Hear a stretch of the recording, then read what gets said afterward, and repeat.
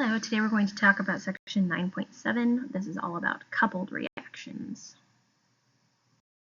So when you couple a reaction, you're taking two or more reactions, putting them together in order to make an overall reaction that is thermodynamically favorable.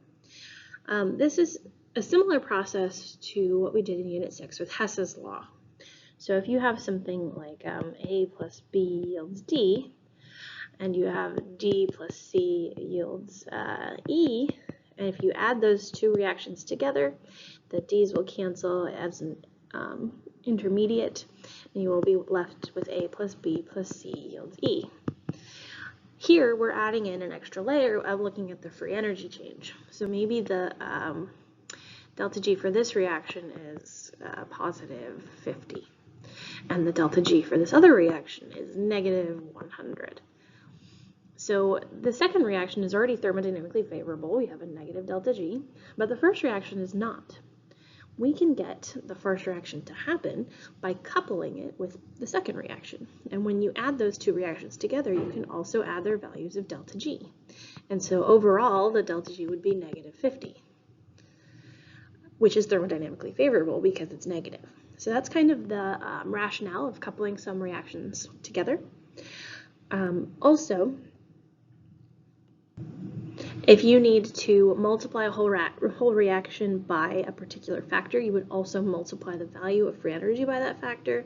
So if I needed to multiply this one by 2, I would also multiply delta G by 2, or you can multiply the whole thing by 1/2, or whatever it is.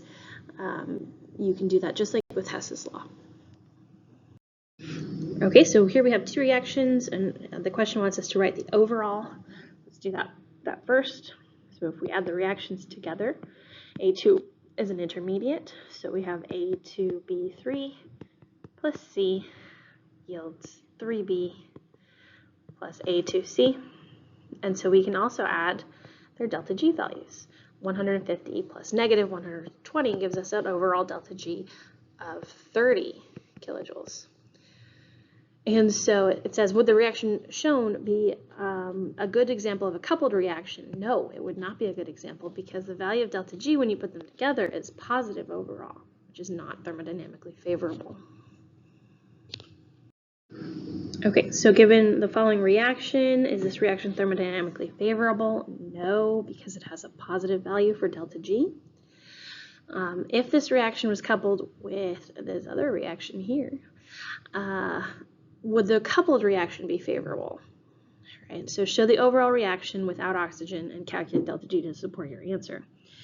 So without oxygen, we want to cancel out the oxygen. We have 1 oxygen on the product side, 1/2 oxygen on the reactant side.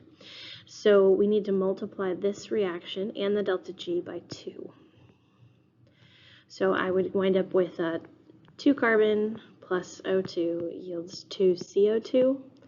And then my delta G when I multiply by 2 is negative 274.6.